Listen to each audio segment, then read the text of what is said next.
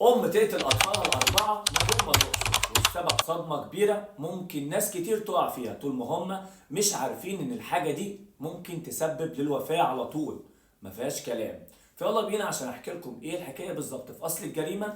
بس يا ريت تعمل لايك وشير كتير للفيديو، لأن أقسمت عليكم بالله الفيديو دوت مهم جدا جدا جدا. فيلا بينا عشان أحكي لكم إيه اللي حصل في أصل الجريمة.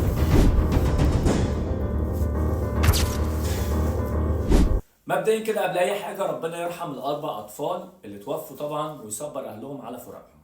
وطبعا ربنا يشفي والدتهم اللي بقت في حاله صعبه دلوقتي، في حاله لا يرثى لها بسبب طبعا الصدمه اللي حصلت لها. ايه بقى اللي حصل؟ اللي حصل يا سيدي، مبدئيا كده مش هينفع انزل اي صور لاي حد، تمام؟ عشان خاطر بس ما حدش يقول لي فين الناس دي وفين الصور. اللي حصل يا سيدي ان كان في عندها 4 ابناء اطفال يعني صغيرين كده، وعايشه هي وهم وجوزها. الاربعه دولت منهم 2 كانوا